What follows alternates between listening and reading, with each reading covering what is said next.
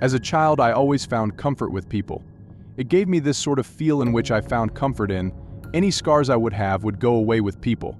Whether it be in fear of monsters or vengeful spirits, the joyful sound of the garage door to my house always made me happy. Being an only child myself, I was always scared because I did not have what I always wanted besides me. My room is where I spent my days. I had a daily pattern: go home, do homework, walk up the stairs, go down the hallway to my room and wait. I would find comfort in playing games online in which players may speak to other players.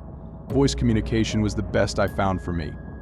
While playing those games, I would wait for that great sound of my garage door opening. My dog would bark, my mom would greet my dog, and I would then greet my mother when I walked downstairs and welcomed her. This day was not the same as it usually was. While playing some TF2 and playing my favorite class, The Spy, the same player would always find me and kill me. Even if I was invisible, I would be slain by this person. Strange, I thought. Until I heard the voice. I am always watching. It was very creepy. It had a deep pitch to it, and it almost sounded like it was all the people could hear.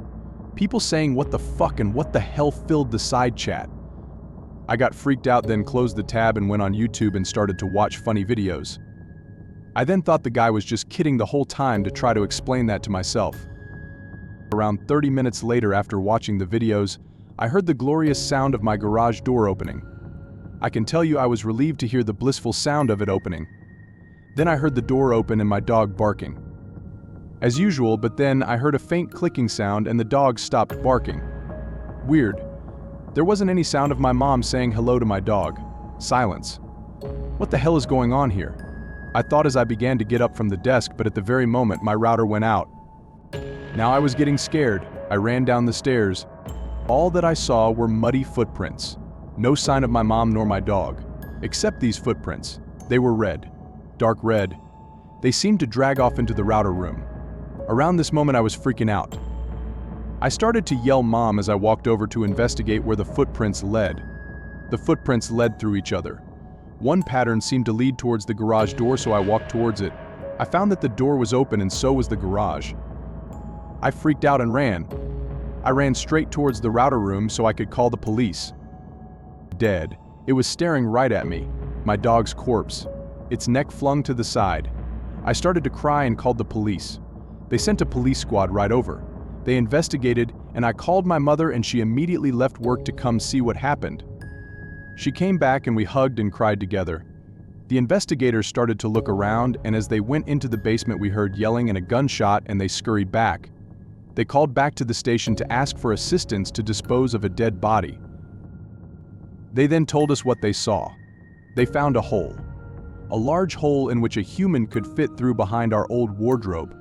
A 50-some-year-old man lived in our basement, and, judging by the amount of feces and urine in the corner of this hole, he has lived in there for a while. He would steal a small amount of items we would not notice. Cans of food, small water bottles, toilet paper, minimal things in need for survival. He also had a computer in which he probably played with me on.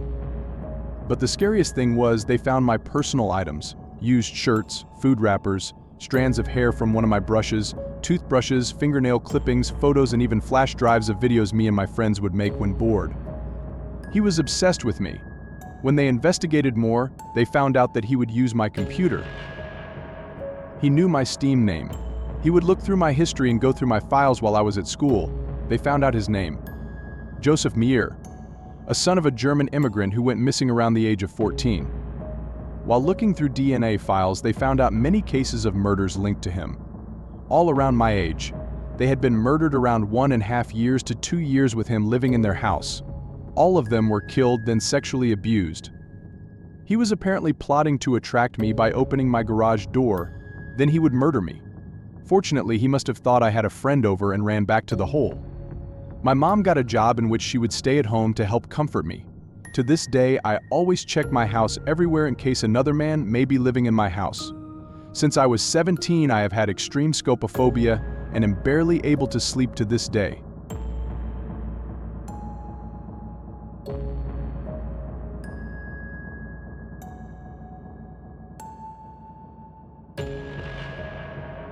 It was the summer after my sophomore year of high school.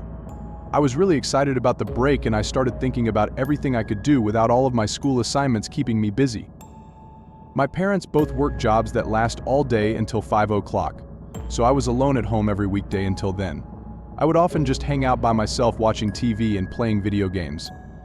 I felt relatively safe because even if somebody decided to try and break in, my dog would bark his head off to warn me. My dog is small and not too threatening, but in the event of an emergency I could always rely on him to give some sort of warning if I received an uninvited visitor. For reference, I live in a second-story apartment with 3 bedrooms. It's not too large, and since it was on the second story, I didn't really fear anyone breaking in unnoticed. The front door leads into the living room, and directly to the right is my parents' room. If you walk a few feet to the left, there is a small kitchen area and a hallway that leads to my room, the third room that was used for laundry, and my bathroom. So now that all that's explained, I'll get on to the story. It was the middle of June, and I had set an alarm around 9 or 10 o'clock to get an earlier start to my day.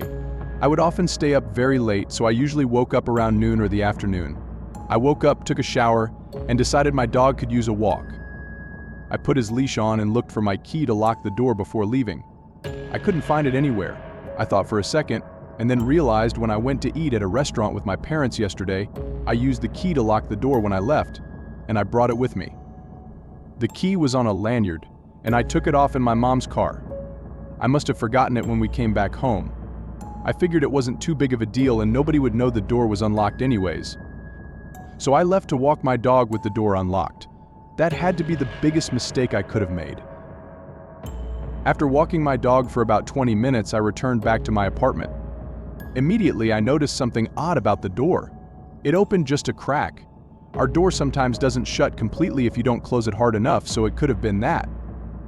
I almost dismissed any bad thought I had in my mind until I realized that I made sure to have shut it hard enough before leaving. I felt a bit uneasy, but something in me kept me from panicking too much, maybe figuring my memory was off or something. I opened the door and slammed it shut. However, I didn't want to lock it from the inside yet, just in case I needed to make a run for it. I was dead quiet and listened for any sound I could. There was nothing. I started to calm down a bit, and I made my way back to my room. When I entered, I noticed something I definitely knew wasn't right. The closet doors in my room were closed. I never closed my closet doors just because I didn't really have the reason to. I took a quick glance at the bottom of the closet and noticed a dark spot that indicated someone was standing there. My heart sank, and I made sure to stay on the side of the closet so I could not be seen through the doors.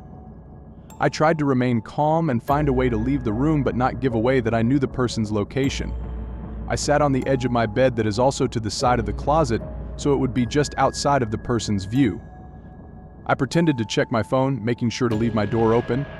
I deeply sighed and muttered, "Shit," in an annoyed, yet calm tone to make them think I had to attend to something. To my relief, it actually worked.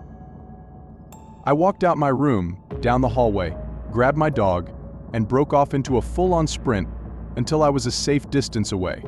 I called the police and then my parents to let them know what had just happened. The police were a bit skeptical of my claim at first, but the sheer terror in my voice let them know that I was not messing around, so they came. My parents also showed up, and they both had a look of genuine concern. They knew that I wouldn't be causing all this just for a stupid prank. The cops entered my apartment to investigate. What they found left me petrified. A tall and skinny man was escorted out by the police in handcuffs. He was much taller than I, and I was around 6 feet. The police also brought out a large hunting knife that the man had in his hand upon discovering him. As my parents found this out, they both locked me in a tight embrace, being thankful I was alive. The man looked like he was in his 50s, and he had scraggly gray hair that was all over the place. As the police neared their car with him, I'll never forget what he did. He looked straight at me for a second or two and gave me the most horrifying smile I have ever seen in my life. His mouth was filled with disgusting yellow teeth and his eyes were opened extremely wide. His eyes were an ominous dark color, close to black. A total stranger was trying to kill me, and I was beyond grateful to still have my life. Upon asking if they knew why he wanted to do this, the police didn't know. The guy didn't even try to steal anything. He just wanted to kill me for something that I will never know. It left me extremely confused and severely anxious for the next couple of days, and I even went to stay with a friend with his parents during the weekdays until my parents got home, just to feel safe. It's my senior year now, and I'm doing all right. Nothing else like that has occurred since then, but I still remember that day sometimes. An insane person broke in and waited for me, and was close to taking my life. I make sure to lock the door all the time now, and I never, ever forgot my key after that.